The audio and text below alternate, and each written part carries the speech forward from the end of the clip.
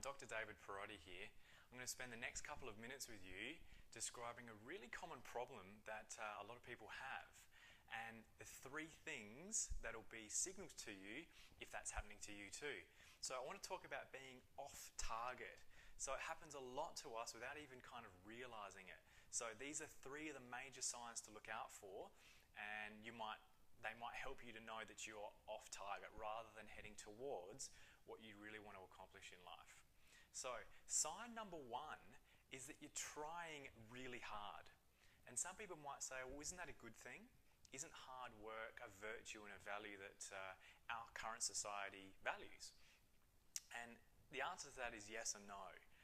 And the reason is this: if you're trying really hard, it generally means that effort you're putting in, if it's above and beyond what is actually necessary, it tends to mean you're trying to do something that's not quite aligned with what's actually true to you.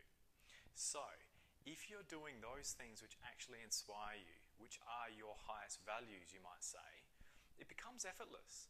You don't need anyone to motivate you. You don't have to set rigorous schedules, and you don't have to work your bum off because it comes natural to you. Yes, some hard work is required in there, and you will need to push your comfort zone. That's a different thing. But trying really hard and pushing and sweating and getting angry and frustrated along that journey is a really good sign that perhaps you're out of alignment with what actually matters to you. So step number one is all about getting in congruence with your values. Step number two, or sign number two, is that when a difficulty comes along, it makes you angry or upset.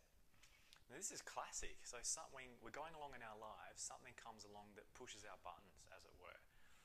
If that hurdle is along a journey of a goal or a wish or a dream that we're heading towards, and it does make us angry or upset, that's a really good sign that you're off target.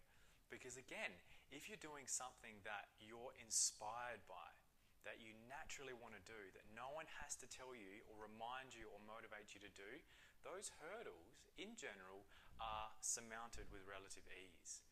If you come upon a hurdle and you become angry or frustrated and it's not something you actually want to get over, there's either a couple of things going on. Either you're not comfortable with being uncomfortable, which is a really good thing to get into, being comfortable in discomfort, or it's merely not one of your values.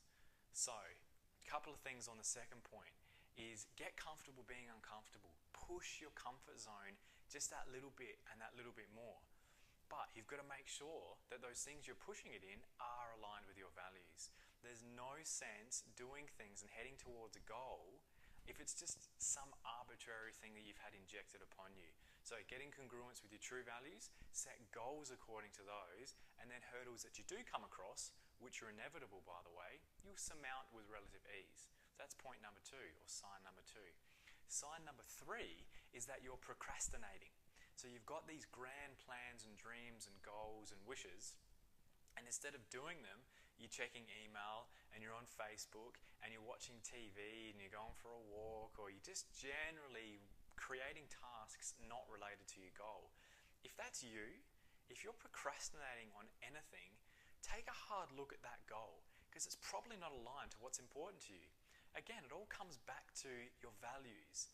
If you're doing things that are inspiring to you inherently, things that really matter to you, things that contain meaning for you, then you just do them. You don't need motivation and you don't procrastinate, you just go and do them. And again, this is kind of like point number two. If you are procrastinating, but your goal is aligned with what's true to you, sometimes, again, it's because you're not comfortable pushing your limits that little bit. So, perhaps the goal is too big. Chunk it down into smaller bite-sized bits so that today, instead of having a goal off in the future there somewhere, you can see that today you have this 1 or 2 or 3 or 4 tasks to do that are accomplishable today. That smashes procrastination right out of the park, because you can see that, okay, I can make that one phone call and send that one email and write that proposal or do the push-up or whatever that thing is, because it's something attainable today. it's not a big future goal. So chunking down things is really valuable if you're procrastinating. But you must remember, your goal has to be aligned to what's important to you. Otherwise, you'll continue to procrastinate, even if you're setting things for that day. So it always comes back to setting goals according to what's actually important to you.